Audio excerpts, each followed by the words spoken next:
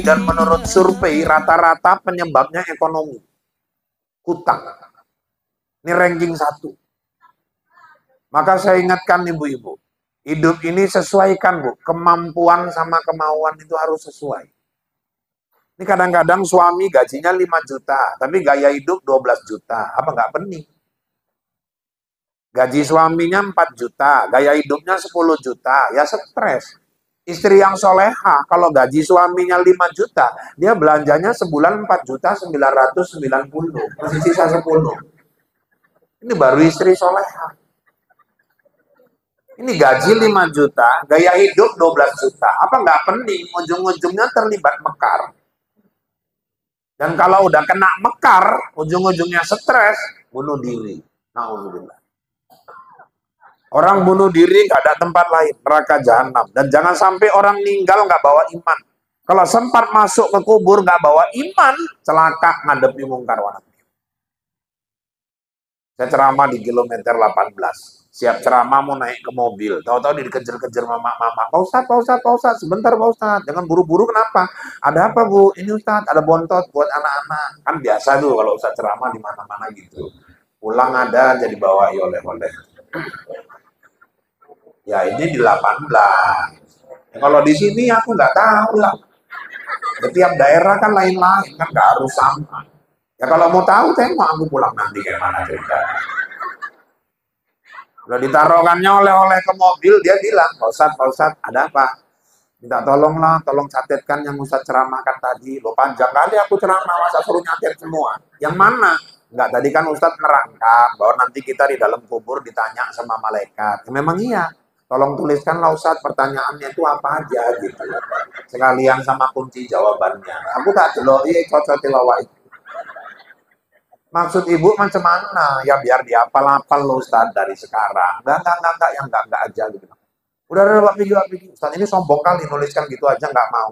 Aku bukan enggak mau, nanti aku kasus, aku bilang. Kasus apa Ustaz? Pembocoran soal. Anak SMA aja ujian akhir, gurunya bocorkan soal, tangkap polisi, aku pula bocorkan soal mungkar nangkir. Ya selesai aku nanti disikat dia. Ya maksudnya biar dihafal-hafal dari sekarang Pak Ustadz. Nggak perlu. Yang penting pastikan tinggal bawa iman.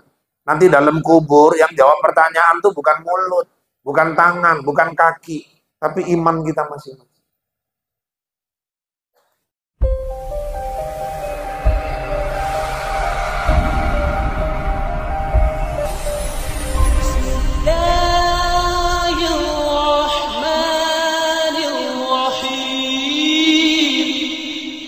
Assalamualaikum warahmatullahi wabarakatuh. Waalaikumsalam warahmatullahi wabarakatuh. Alhamdulillahi rabbil alamin. Wa bihi nasta'in ala umuri dunya waddin. Wassalatu wassalamu ala asrofil anbiya'i wal mursalin Sayyidina wa maulana Muhammadin wa ala alihi wa ashabihil mujahidin at-tahirin. Amma ba'du, subhanaka la ilma lana illa ma'allamtana innaka antal alimul hakim. Wala hawla wala quwwata illa billahil aliyil azim. Qala Allah ta'ala fil Qur'anil Karim,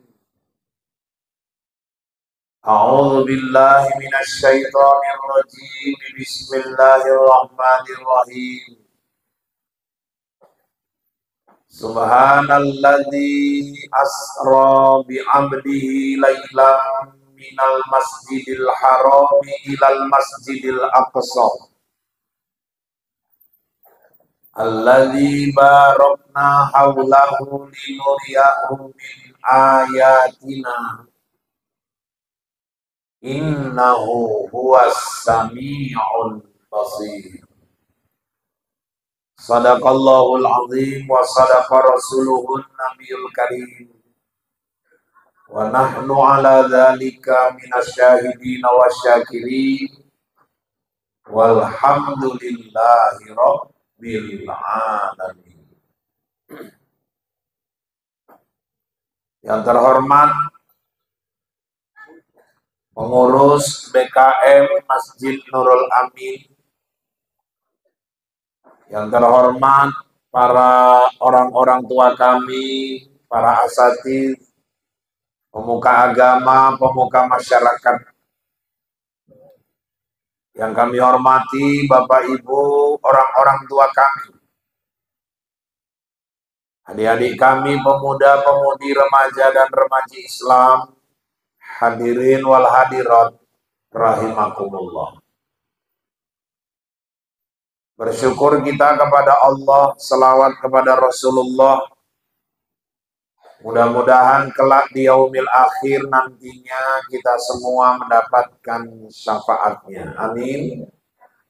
Amin ya rabbal alamin. Bapak Ibu, permohonan maaf saya yang sebesar-besarnya, siogianya direncanakan mau sholat isya di sini, tapi sore tadi saya mengisi acara di Kuala Besar. Kuala Besar itu Langkat, tapi menyeberang dengan boot lebih kurang 30 sampai 40 menit. Kebetulan tadi mau kembali, balik nyebrang, hujan lebat. Dan di sana bootnya model yang nggak ada atapnya. Menunggu hujan reda, makanya tadi jam 6.15 baru bisa menyeberang dari sana. Pakaian basah, harus balik dulu ke rumah. Dari rumah baru balik kemari. Dan sampailah di sini sudah hampir jam 10. Saya tahu Bapak Ibu nggak nanya, nggak apa-apa, saya kasih tahu aja. Supaya jangan ada dusta di antara kita.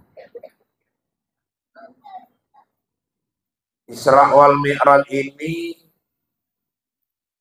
tujuan utamanya adalah linuriyahu min ayatina,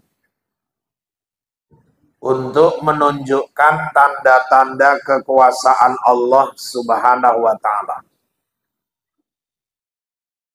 Kenapa? Karena waktu Nabi pulang dari perjalanan Isra wal Mi'raj,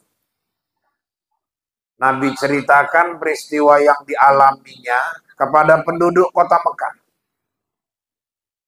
Wahai penduduk Mekah, aku baru diperjalankan oleh Allah dari Masjidil Haram ke Masjidil Aqsa, berangkat tengah malam, baru menjelang subuh aku sudah sampai kembali di Mekah.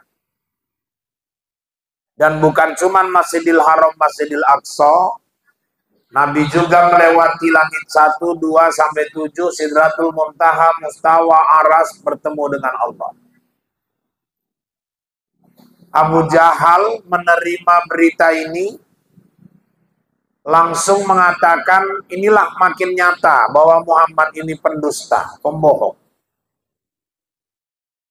Dan tentunya Abu Jahal, Abu Lahab, Abu Sofyan, Abu Huzaifah, Abu Rokok, Abu Jibiring, sama Abu Dapur, mereka semua menjadikan ini senjata, kesempatan untuk menunjukkan Nabi Muhammad itu pembohong. Siapa yang mau percaya orang mengaku melakukan perjalanan dari Mekah ke Palestina, naik langit 1 sampai 7, berangkat tengah malam, belum subuh sudah sampai di rumah. Sedangkan waktu itu normal perjalanan 3 bulan. Tapi ketika Abu Jahal bertemu sama Abu Bakar, Abu Bakar, udah gila kawanmu itu. Kenapa? Masa dibilangnya dia jalan dari Masjidil Haram ke Masjidil Aqsa. Katanya dia naik langit 1 sampai 7. Terus Sidratul Muntaha, Mustauta, kemana-mana dia bilang. Dia ketemu sama Tuhannya. Berangkat tengah malam, belum subuh sudah sampai di rumah. Apa kira-kira pendapatmu? Apa kata Abu Bakar? Itu yang ngomong gitu siapa? Yang ngomong gitu ya sahabatmu itu Muhammad. Mohon maaf Abu Jahal. Kalau Nabi Muhammad yang bilang, yang cerita, yang ngomong, lebih dari itu pun aku percaya. Itulah maka Abu Bakar digelar dengan As-Siddiq. Orang yang membenarkan. Ibu-ibu, di sini terjadi perbedaan. Satu sisi Abu Jahal tidak yakin dengan peristiwa Isra Mi'raj. Abu Bakar yakin sekali. Apa yang bedakan Abu Jahal sama Abu Bakar? Abu Jahal nyikapi Isra Mi'raj pakai akal. Abu Bakar nyikapi Isra Mi'raj pakai iman. Kalau sudah iman yang bicara, innama amruhu idza arada syai'an ayyakula lahu kun.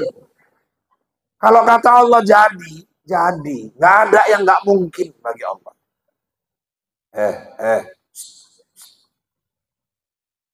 Walaupun sebetulnya Isra Mi'raj ini kalau dibawa ke akal, masuk akal. Kenapa? Karena kendaraan Nabi Isra Mi'raj namanya buruk. Apa nama? Apa namanya? Apa namanya? Pernah nengok buruk nggak? Pernah nengok buruk nggak? Sama. Aku pun belum pernah nengok. Buruk itu istrinya Pak Rob. Ya karena suaminya Pak Rob, maka istrinya dipanggil. Nggak betul, main-main kok ibu ikut aja. Jadi buruk di Quran disebut barkun. Ya kadul barku yaktabu absarahu. Bark itu diartikan kilat. Jadi buruk, kecepatan langkahnya itu kayak kilat. Kilat itu Bapak Ibu, di anak-anak SMP kelas 2 pun sudah dipelajari dalam ilmu fisika. Dalam ilmu fisika, di SMP kelas 2 dipelajari kecepatan langkah buruk, kecepatan kilat 300.000 km per detik. Oh, jadi langkah buruk itu Pak Ustadz 300.000 km per detik. Udah langsung sampai 300.000. Coba kalau kita nengok mau petir ada kilat tuh, udah hilang kilat. Bu, orang naik pesawat, kalau ada yang umroh, ada yang haji. Saya sering merhati itu di layar TV pesawat itu. Pesawat tuh kecepatannya 900 km per jam, sampai 1000. Ibu nggak usah lari 900, naik mobil aja sama bapak, masuk jalan tol. Oh, bapak ini kan sering ngetes mobil di tol. Kalau udah masuk tol,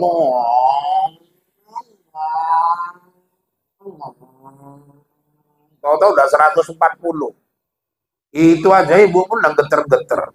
Langsung ibu bentak, gila kau mau cari mati, kau gak mikirkan anakmu, cucumu, pelan. Bapak pun langsung, pasti langsung pelan. Karena segagah-gagah suami, seganteng-ganteng suami, kalau udah kena bentak istri, bodoh mendadak. Iya, termasuk yang ceramah. Jadi ibu-ibu kalian, ya kan gak bisa ngaku aja sekalian. Jadi anak-anak SMP aja udah belajar. Kecepatan kilat itu 300.000 km per detik. Kita lari 140 aja di jalan tol, udah ketakutan. Pesawat 900 km per jam. Tapi hebatnya orang yang membuat pesawat dan yang lebih hebat yang buat otak untuk bikin pesawat. Coba yang udah pernah naik pesawat, 900 km per jam itu di atas macam nggak jalan pesawat. Allah kayak udah pernah aja, ya. Menengai lagu itu, paten. 900 km per jam, macam nggak jalan. Saya waktu umroh 2018, duduk saya di kursi pesawat itu lagi baca-baca buku. Satu orang jemaah saya, nenek-nenek itu udah saya anggap mama saya. Dia pun nganggap saya anak. Dia ngadep, melaku, aku dikebuk tukang buri. Irfan, apa nek? Iki nek pesawat ngene-ngene ae kapan tekani? Lah kok ngene-ngene ae opo nek? Nek iki kenceng tenan lho ki nek 900 km per jam opo ndak delok ngono-ngono ae gak mlaku kok. Padahal itu kalau satu jendela pecah, sak pesawat lambene kaya komeng waktu numpak Jupiter MX kabeh. Itu baru 900 km per jam. Buruk 300.000 km per detik. Kayak apa itu kecepatan? Tapi kenapa tubuh Nabi nggak hancur Pak Ustadz? Saat itu tubuh Nabi disetarakan kekuatannya sama malaikat Jibril. Jadi kalau anak SMP aja paham bahwa kilat itu kecepatannya 300.000 km per detik, Abu Jahal nggak paham, wajar, karena Abu Jahal nggak sampai SMP sekolahnya. Jadi kalau menurut akal, sebetulnya masuk akal. Apalagi menurut iman. Kalau menurut iman, apa yang nggak mungkin? Kalau Allah punya mau, semuanya sebentar. Tengok, Allah punya mau, Los Angeles, sebentar aja dikirim pasukan Allah 2, angin sama api, habis tuh 40-an hektar hutan di Los Angeles, malah merambat 15.000 rumah terbakar. Amerika yang dianggap dikdaya, Amerika yang dianggap adikuasa, Allah kirim 2 pasukannya, nggak berdaya. Habis, California, macam kiamat, Bu. Nengok videonya pun serem kita. Itu api di aspal, jalan Bu apinya. Nggak ada minyak, nggak ada bensin, nggak ada solar. Itu apinya merembet ngejer orang. Macam kiamat. Kalau Allah berkehendak, sebentar. Makanya manusia nggak ada yang boleh sombong. Dulu Amerika membantu Israel menindas Palestina, habis hancur Palestina, sampai mereka mau makan aja pun antri panjang di tempat-tempat pengungsian. Sekarang orang Los Angeles, California gantian merasakan macam mana yang dirasakan orang Palestina. Allah Maha Adil. Kalau Allah mau berbuat, sebentar. Makanya nggak ada yang boleh sombong. Apa yang mau sombongkan? Kaya, punya rumah mewah, konslet listrik, di lu ente. Cantik, jangan sombong, masa Indomie meledak kompor gas, berubah muka. Cantik, sombong, salah beli bedak, terakhir putih kabeh ini, tuku bedak pemutih ngelupas kabeh begitu. Ganteng, jangan sombong, naik kereta, krek-krek, tekongan bentuk jumbo, gerebak, rontok untuni, hilang garam. Ajan pun berubah, mau aku entek kabeh. Apa yang mau disombongkan? Pinter, seberapa sih ilmu kita dibandingkan ilmu Allah? Ustaz Rahul mau sombong, apa yang mau disombongkan? Saya bisa ceramah ini kan karena ada ibu-ibu. Coba aku disuruh ceramah, kayak ning jagong nang ngarep gini. Aku dibayar piro nggak gelem, aku tenang. Protokol ngomong selanjutnya ceramah yang disampaikan oleh Al-Ustadz Irfan Yusuf kepada Ustadz kami persilakan, namun mohon izin Pak, berhubung kami besok ada kegiatan liburan, kami harus segera pulang. Silakanlah Bapak ceramah di depan tenda sama kursi-kursi kami. Mau 2 jam pun nggak masalah Pak, honor nggak akan kami potong. Wis ora gelem aku ora kaya apa. Nyocot aku ceramah berapi-api sampai hampir 2 jam, yang dengarkan nggak ada. Iku nang dalan wong mandek kabeh ndelok. Iku Ustadz iku wis suwi kaya ngono. Saya hari ini bisa ceramah karena ada ibu-ibu bawa bapak. Kalau nggak ada, saya ini jadi apa? Nggak ada orang yang boleh sombong. Apalagi setiap kita dibalik kelebihan, pasti punya kekurangan. Allah ciptakan kan semua berpasang-pasangan. Ada yang hitam, ada yang putih, ada yang cantik, ada yang jelek, ada yang tinggi, ada yang pendek, ada yang mancung, ada yang pesek, ada cowok, ada cewek, ada yang tepos, ada yang toge. Allah ciptakan berpasang-pasangan.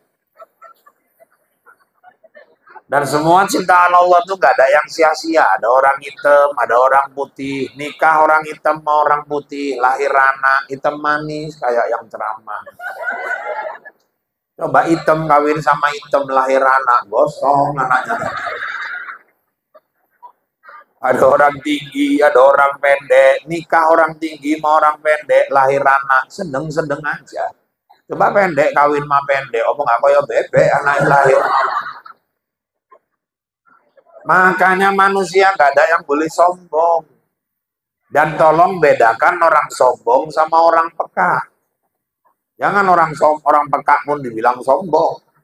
Lewat, wawak ngarep wawak, wawak, wah, sombong tenan wawak kayak Ustaz. Wawak kayak nggak sombong dan peka. Wah, sombong kali selama peka ya wak. Malah sombong selama peka. Makanya ibu-ibu, bapak-bapak yang dirahmati Allah, Isra Mi'raj ini maunya Allah. Kalau Allah sudah punya mau, nggak ada satupun yang bisa menghalang. Logikanya menurut akal manusia, ibu-ibu, mohon maaf, ini anak-anak di depan ini. Saya kalau nengok anak-anak ini kalau bicara akal ya, akal saya langsung ngomong, ini pasti semua ada bapak mamanya.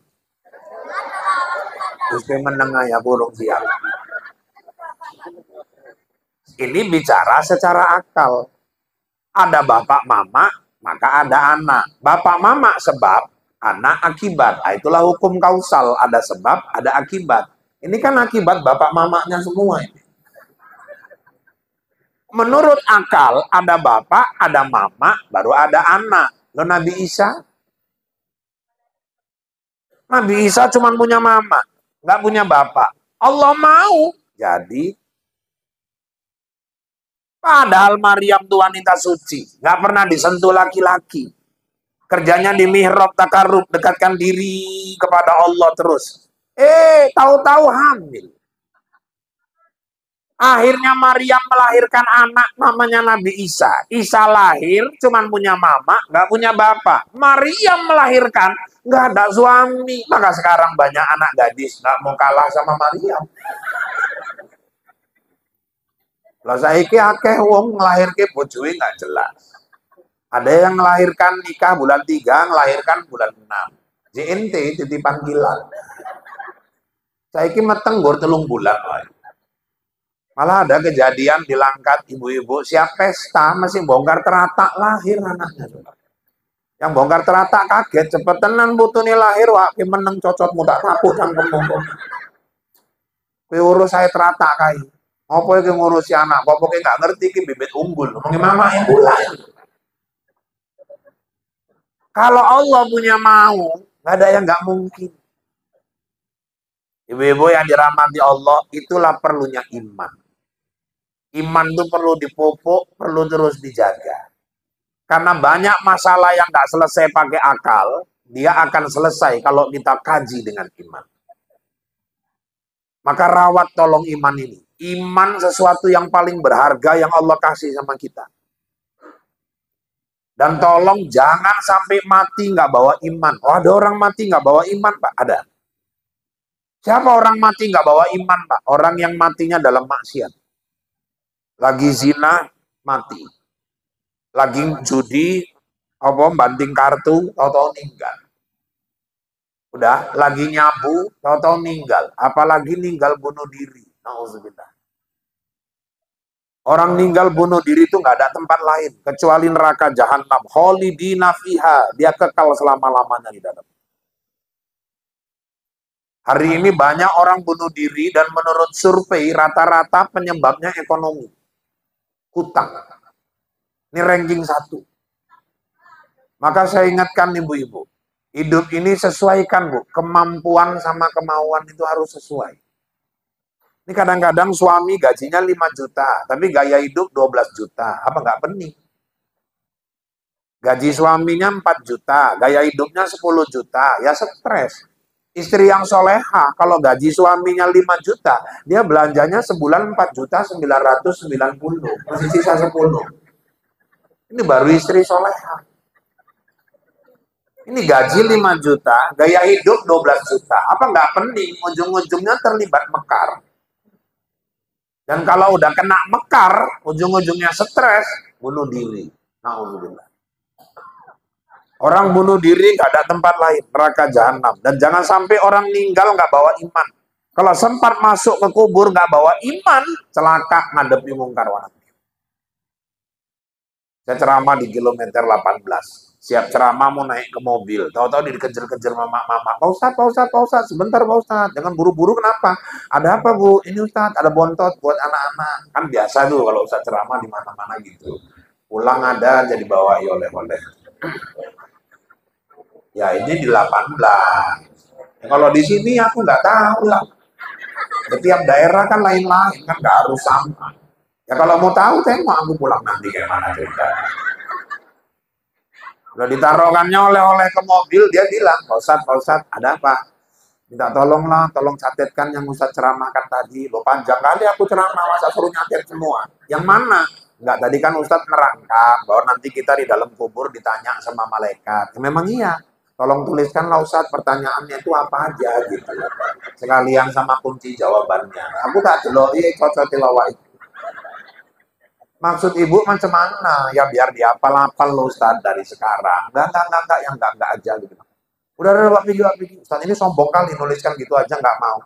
Aku bukan nggak mau, nanti aku kasus. Aku bilang. Kasus apa Ustadz? Pembocoran soal. Anak SMA aja ujian akhir, gurunya bocorkan soal, tangkap polisi, aku pula bocorkan soal mungkar nangkir. Ya selesai aku nanti disikat dia. Ya maksudnya biar dihafal-hafal dari sekarang Pak Ustadz. Nggak perlu. Yang penting pastikan tinggal bawa iman. Nanti dalam kubur yang jawab pertanyaan tuh bukan mulut, bukan tangan, bukan kaki. Tapi iman kita masing-masing. Maka tolong dirawat, dijaga iman ini. Gimana cara merawat, menjaga iman Pak Ustadz? Satu, zikrullah. Banyak zikir kepada Allah.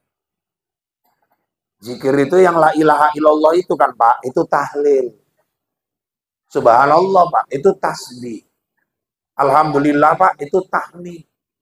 Allahu Akbar Pak, itu takbir. Itu lapas zikir, bukan zikir. Loh, zikir itu Pak, mengingat Allah. Yang mana yang kerja mengingat? Di 3 titik. Di sini, di sini, di sini. Konekkan 3 tempat. Banyak juga orang wirid, zikir, nampaknya zikir, tapi kurang gini. Ikini nggak milu. Mama waktu wirid, kayak pratiknya lah, enak sih nyekel yasin. La ilaha illallah.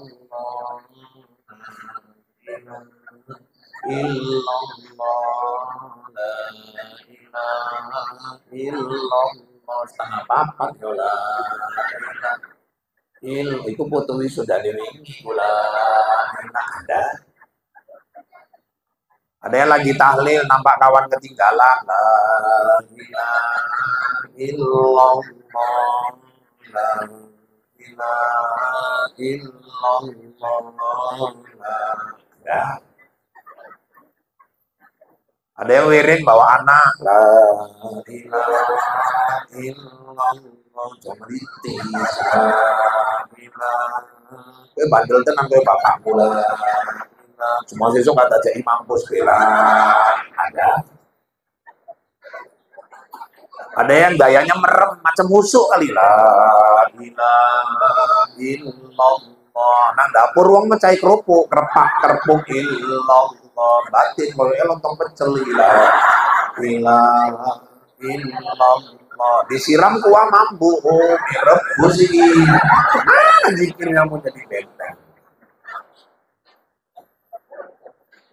Kalau kalimatnya Pak, ya memang udah betul. Abdul zikri la ilaha illallah. Tinggal cemana dudukkannya ke latifatul qalbi. Karena kata Nabi, man akhiru kalami la ilaha illallah, dakhalal jannah. Orang yang akhir ucapannya la ilaha illallah, dia masuk surga. Tapi cemana ninggal mau ngucap la ilaha illallah, nek urip kuru-kuru-kuru, karaokean. Kadang di jam 1 bengi koro-koro nggak pikir ke tonggo. Kalau suaranya cantik gitu udah kayak ember pecah. Tetangganya sakit gigi terakhir tinggal satu-satu. Mbok pikir ke uang opo. Daripada gitu banyakkan zikir. Orang yang akhir ucapannya la ilaha illallah, dia masuk surga. Orang Bu, nanti ketika meninggal, apa yang paling jadi hobinya, apa yang paling dicintainya, itu nanti yang datang waktu dia sakaratul maut. Ini kayak kejadian yang dirampak penyanyi keyboard itu. Aduh, setengah mampus meninggalnya. Kena kanker payudara, Pak. Dipanggil Ustadz, dibacain la ilaha illallah.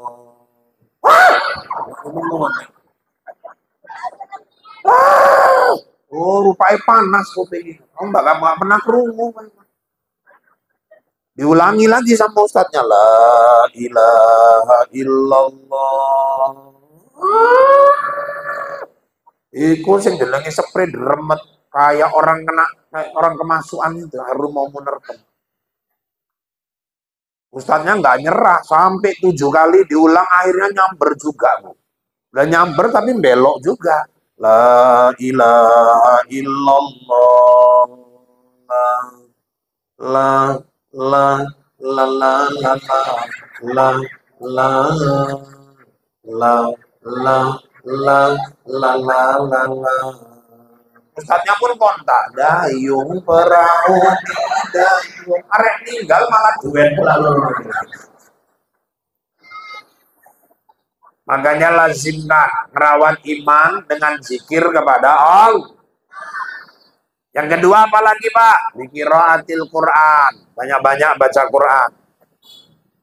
Yuk kalau bisa hiasi rumah kita dengan bacaan-bacaan Al-Quran. Supaya tentrem yang punya rumah. Terus apalagi Pak? Ya mulai sholat tahajud malam. Sholat tahajud itu Pak kapan Pak? Sepertiga malam akhir. Apalagi ibu-ibu yang di rumah tinggal berdua sama bapak, mau ngapain lagi lah? Coba ciptakan pacaran gaya baru. Kemana itu Pak? Simak-simaan baca Quran, tahajud bareng, saling bangunkan. Apalagi ibu tengok yang datang nih pun udah muka-mukamu maghrib yang rata-rata. Iya, nyari muka juhur aja pun agak payah. Mau ngapain lagi coba? Tahajud malam, bangunkan suami, payah kali banguninnya Pak. Ya dibelailah kepalanya. Yuk bang, tahajud. Udah aku belai Pak, malah makin nyenyak turun terakhir.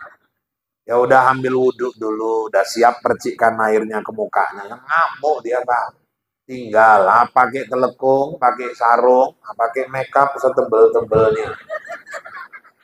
Gincu saabang-abange digawe, kene sak biru-biru nih. Wis jagong nang sebelah. Habis itu bacakan Yasin. Nah, insyaallah. Sambil nangis bacanya Yasin. Wal Qur'anil Hakim. Insyaallah tangi riko pun dicongkroke karo dhek.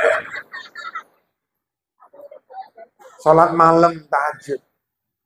Terus apalagi Pak Ustadz? Satu lagi cara merawat iman. Banyak dengarkan majelis-majelis taklim, tausiah agama. Makanya masjid, salah satu masjid yang makmur, harus ada kajian-kajian di masjid itu. Terus apalagi Pak? Bergaul dengan orang-orang soleh. Ibu, kalau bergaul sama tukang minyak wangi, akan ikut wangi. Makanya dulu dosen saya bilang, komunitas membentuk identitas. Sama siapa kau banyak bergaul, itulah kau. Kita Bu, kalau bergaul sama orang yang rajin ke masjid, lama-lama kita akan ikut rajin ke masjid. Kalau kita bergaul sama orang-orang yang hobi dengarkan pengajian, kita pun jadi ikut hobi ngaji. Ibu walaupun perempuan baik-baik, pakai jilbab, udah. Tapi kalau ibu bergaulnya sama perempuan yang ngerokok, masuk kafe, nyanyi-nyanyi di karaoke, orang mandang ibu sama dia. Nggak semua orang bisa jadi kawan akrab. Walaupun semua orang boleh dijadikan teman. Tapi maaf, nggak semua orang bisa jadi teman akrab, karena teman akrab itu akan mewarnai siapa kita yang sebenarnya. Nah, ini yang pertama. Isra Mi'raj, Allah mau menunjukkan tanda-tanda kekuasaannya. Kemudian bapak-bapak, ibu-ibu yang dirahmati Allah, di dalam peristiwa Isra Mi'raj Allah tegaskan, bahwa Isra itu minal Masjidil Haram ilal Masjidil Aqsa. Dari Masjidil Haram di Mekah ke Masjidil Aqsa di Palestina. Di muka bumi Allah ini ada 3 masjid haram. Apa maksudnya Masjid Haram, Pak? Haram yang dimaksud penuh dengan kemuliaan. Misalnya ada istilah Arba'atun Hurum, 4 bulan haram. Maksudnya Pak, 4 bulan yang penuh kemuliaan. Kalau disebut Mekah tanah haram, berarti tanah yang penuh dengan kemuliaan. Masjid Haram, masjid yang penuh dengan kemuliaan. Di bumi Allah ini ada 3. Masjidil Haram di Mekah, Masjid Nabawi di Madinah, Masjidil Aqsa di Palestina. Kalau yang sudah umroh, sudah haji, berarti 2 masjid sudah dikunjungi. Tinggal 1 lagi, itulah yang di Yerusalem, di Palestina. Inilah tempat peristiwa Mi'raj. Saya doakan semua yang hadir malam hari ini sebelum wafat Allah izinkan mengunjungi 3 masjid ini. Amin ya rabbal alamin. Nggak ada yang nggak mungkin kalau Allah berkehendak. Ini ke Mekah ini Bu, bukan masalah kaya miskin. Banyak orang sawitnya lebar pun sampai sekarang nggak berangkat-berangkat kok. Orang sawit kebon. Cuman dipaneni sama dia tiap hari. Ada pejabat tinggi, gajinya besar, sampai sekarang nggak berangkat. Pengusaha uangnya banyak, sampai sekarang nggak berangkat. Kenapa Pak?